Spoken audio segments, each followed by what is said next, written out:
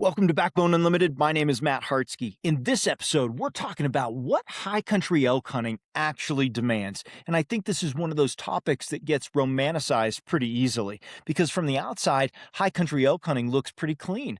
Big basins, dark timber, alpine parks with long ridges, bugles echoing across the mountain, fewer roads, fewer people, better views, maybe even better elk. But once you're actually in it, you learn pretty quickly that the high country doesn't just demand that you hike further. It demands that you make better decisions while you're tired or exposed, oxygen deprived, and usually a long ways from the truck.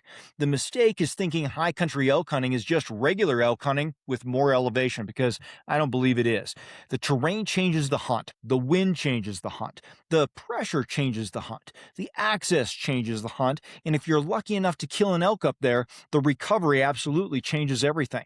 If you're not familiar with who I am, I've been hunting and guiding Western big game for over 34 years, and I've been a professional strength conditioning and nutrition coach for more than 30 years, and I'm here to help you become a more successful and consistent elk hunter.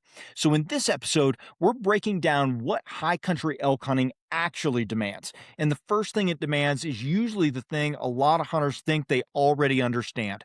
Everybody knows fitness matters in elk country, right? Especially in the high country. But I don't think a lot of elk hunters really understand what kind of fitness actually matters. This isn't just about whether you can hike to the top of the ridge one time. A lot of hunters can suffer their way through one climb. The question is whether you can climb, recover, slow your breathing down, think clearly, read the country, test the wind, make a plan, and still hunt when you get there. That's a very different kind of fitness. And then you have to do it day after day, right? High country exposes weak legs, weak lungs, poor pacing, poor hydration, bad sleep, and bad recovery. It also exposes the hunter who trained hard but never trained specifically for repeated climbs under load. And here's the part that gets missed. Being in shape doesn't automatically make you a better elk hunter. You can be fit and still blow the basin. You can be strong and still miss the wind. You can have a great set of legs and still walk into elk wrong. Fitness gives you the ability to stay in the game. It doesn't make decisions for you. High country elk hunting demands usable fitness, the kind that lets you get there with enough left in the tank to hunt with purpose. And once you accept that, the next demand becomes even more important. High country elk hunting demands better basin selection. A lot of elk hunters look at a map, find the highest, roughest, prettiest basin they can see, and assume that the elk should be there because it looks like elk country. It looks elky. How many times have you heard that? But elevation by itself doesn't mean much. Elk don't live somewhere just because it looks good on a satellite image. They use country based on whether it gives them what they need: feed, water or moisture, bedding cover, security, escape routes, and a way to move through that country without constantly exposing themselves. A basin can look incredible and still be wrong for the time you're hunting it. Maybe the feed is dried out. Maybe pressure has changed the elk's pattern. Maybe there's too much human access from above. Maybe the bedding cover isn't where it needs to be. Maybe the wind makes it nearly impossible to hunt it cleanly. That's why high country basin selection can't just be based on beauty. You've got to ask better questions. Can elk feed here? Can they bed close enough to use it daily? Can they move from feed to cover without feeling exposed? Can they survive pressure here? Can I actually hunt this basin without my scent rolling through the middle of it? The best high country basin isn't always the prettiest one. It's the one that gives elk a complete daily system and gives you a realistic way to hunt it. And that leads directly into one of the biggest myths about high country elk hunting. A lot of hunters assume that if they climb high enough, they're going to leave hunting pressure behind. Sometimes it can be true, but in 2026, a lot of times it isn't. High country pressure doesn't always look like a parking lot full of trucks. It can be more subtle than that. It might be one obvious trailhead or one main horse route, one basin everybody saw on the map, one glassing knob that every hunter thinks is the secret spot, one ridge system that gets walked every morning because it's the easiest way to get elevation. And the problem is, a hunter can hike a long ways in elk country and still be inside the same pressure pattern as everybody else, especially nowadays. Distance matters, but it isn't the whole answer. The better question is, how do people move through this country? Where do they start? Where do they stop? What ridges do they naturally take? What drainages do they avoid? Where does the average hunter glass from? Where do elk go when those patterns repeat themselves? Hey, If you hunt public land elk and you're tired of grinding through random seasons, I built the Elk Hunting series of ebooks for you. Most hunters don't struggle because they lack effort. They struggle because they lack a system. And that's exactly why I built the Elk Hunting E-book Series as a complete progressive framework for Western elk hunters who are done guessing and ready to hunt with intention.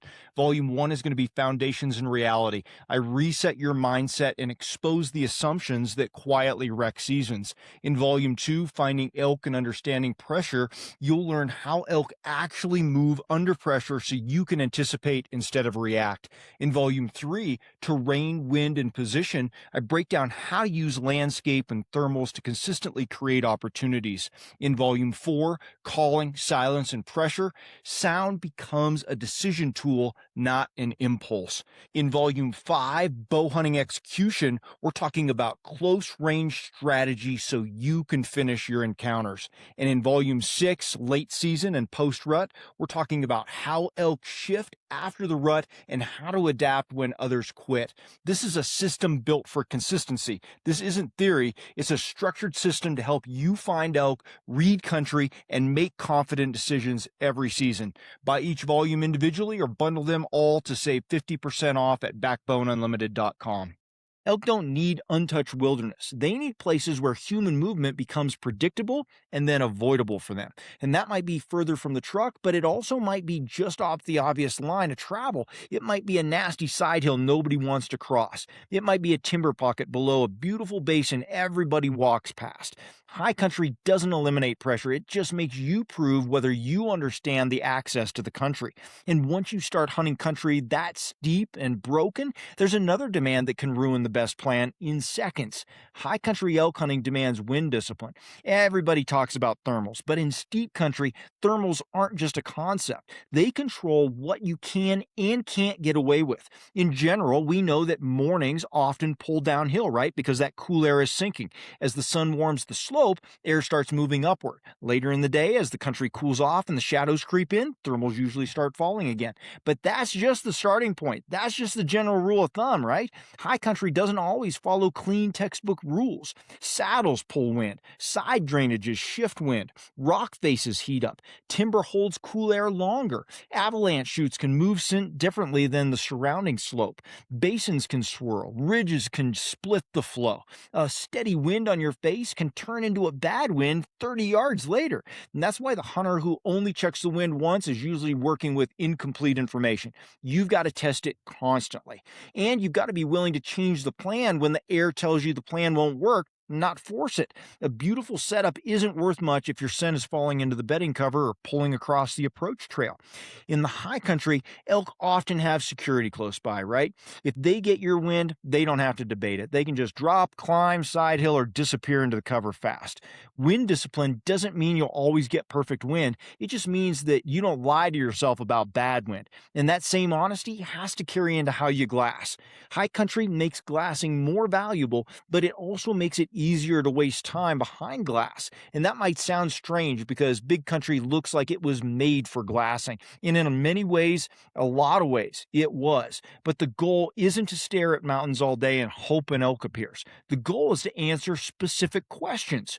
Where are elk feeding? Where are they entering cover? What benches are they using? What timber edges are they comfortable around? What openings are they avoiding? How are they moving early? Are they staying visible longer? Are they responding to pressure? Are they using the same route more than once? That's the difference between glassing with purpose and just looking at country. That's a different level there. I hope you understand what I'm saying there. We're trying to take this to another level, not just the basics. Morning glassing often teaches you where elk are going. Evening glassing often teaches you where they're coming from or what feed they're using.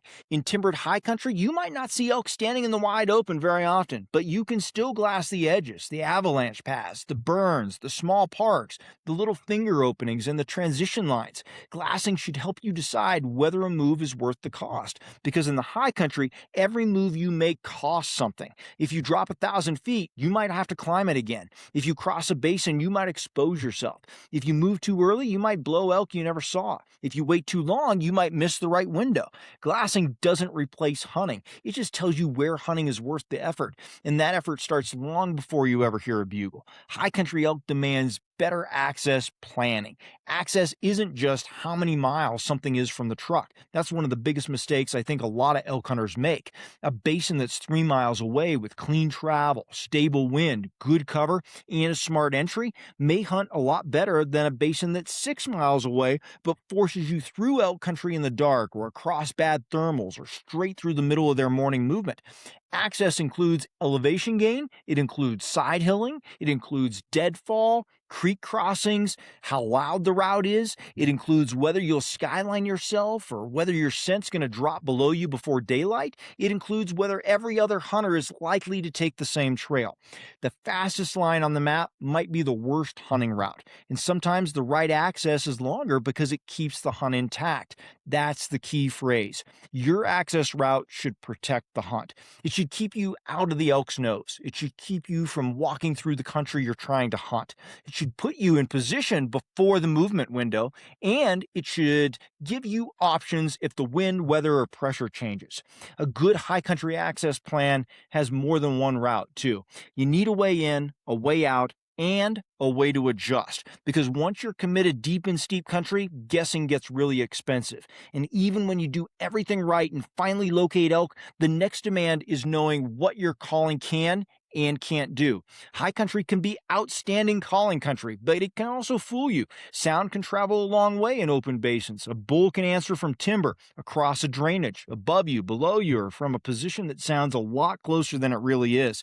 And that makes calling useful, but it also creates temptation. So the mistake is thinking a response means the bull is huntable from where you're standing, and he might not be. He might be across a basin you can't cross without being seen. He might be on the wrong side of the wind. He might be with cows. He might be using timber that gives him every advantage. He might answer once and never move. He might answer because he heard you, not because he's coming. In high country, calling should help you read the situation. It can help you locate elk, absolutely. It can help you judge attitude. It can help you create opportunity when you're already in position, but it shouldn't replace the setup and getting into setup. Position still matters more. If you're exposed, if the wind's wrong, if you're too far away, or if there's no terrain to cover your move, more calling usually isn't the answer. The better play is often to move with purpose, use terrain, close the distance intelligently, and call when your position gives that bull a reason to make a mistake. Calling is just a tool, right? Position is the foundation to be able to use the tool to its utmost. And if that position happens to turn into a shot opportunity, the demands of the hunt change immediately. High country elk hunting demands a real meat care plan. This is a part that a lot of hunters don't want to think through deeply enough before the hunt. They think just having some game bags and some shade is enough, right? Killing an elk high and deep is an incredible experience, but it's also the start of the hardest part of the hunt. Now the clock matters. Temperature matters, shade matters, airflow matters, game bags do matter. The distance back to the truck matters more though. Your pack system matters more. Your partners matter. Your cooler plan matters. Whether you can make a town run matters. Whether you have ice, a freezer, a generator, or a place to hang meat matters. Is it going to be cool enough overnight and during the day? You can't just put big warm pieces of elk into a cooler and assume everything's going to be fine. Big chunks of warm meat hold heat. If they're packed tight, they can just stay warm in the middle even when the outside feels cool. Meat needs to be opened up, cooled, kept clean, protected from insects and dirt, and then moved with a plan. And water creates another layer of decision making. Some hunters talk about using creeks to help cool meat, but you have to understand what's legal where you're hunting, how to keep meat clean and protected, and whether the water is actually helping or creating contamination risk. Meat shouldn't just be thrown into a creek and forgotten about. So before you shoot, you must know what happens next. Can you get that elk cooled? Can you get it out in a reasonable amount of time before it spoils and not waste meat and leave it up there? Can you protect it if the day gets warm? Can multiple hunters split loads? Does somebody need to take meat to town while the others continue to hunt? High country ambition has to match the recovery plan, and that recovery plan doesn't just test your gear, it tests your mind. High country elk hunting demands mental control. This might be the most overlooked part of all of this. A lot of hunters think they're ready for the high country because they're excited about it. They've watched videos videos, they've looked at maps, they've packed their gear, they've trained some, they're ready to suffer a little. But the mental side usually shows up after that excitement wears off. It shows up when the first basin is empty, or when the climb takes longer than expected, or when the wind switches, or when the elk bugle once and disappear, or when another hunter shows up when you thought nobody's going to be around, when your legs are heavy, when your sleep is bad, when the weather changes, when you start wondering if you should stay, move, drop elevation, climb higher, or go back to the truck. That's when hunters start chasing emotion instead of information. They abandon a good plan too early, or they stay in a bad plan too long. They move because they're frustrated. They call because they're impatient. They glass without purpose because they don't know what else to do. The best high country elk hunters I know aren't emotionless, but they have a better reset process. They ask better questions. What did I learn? What changed? What still makes sense? What's the next highest value move? That's mental control, not pretending the hunt is easy, staying steady enough to keep solving the problems. And when you pull all that together, high country elk hunting becomes something a lot bigger than a hike. It's a complete system test. Your body has to be ready. Your access has to make sense. Your basin selection has to be honest. Your glassing has to answer questions. Your wind discipline has to stay sharp. Your calling has to be tied to positioning. Your meat care plan has to be realistic. And your mind has to stay steady when the country gets big and the answers don't come fast. That's what high country elk hunting actually demands. Not just elevation and not just toughness, not just a willingness to hike further than the next hunter. It demands preparation, patience, discipline, and the ability to make cleaner decisions when every mistake costs more. And that's also what makes it so rewarding, because when you do find elk in that country and you know you didn't just stumble into it, there's a different kind of confidence that comes with that. You earned the opportunity before the shot ever happened. Now, if this episode made you realize you need a better elk plan this season, don't just watch another video and hope it all comes together. Build your plan now. If you want to study my full system on your own, start with my Elk Hunting E-book Series. If you want daily guidance, accountability, and a place to ask your questions as season gets closer, join my team Backbone. And if you want eyes on your actual hunt, my eyes before season, like your maps, your terrain access, your pressure points and strategy, book an Elk Hunt Plan Audit with me and I'll get you squared away. The elk hunters who are ready in September are the ones who start tightening their plan now. So go to backboneunlimited.com, choose the path that fits where you're at right now, and let's get you started. Thanks for being here. I appreciate each and every one of you, and I look forward to seeing you in the comments. Until next time, train harder, hunt smarter, and never settle.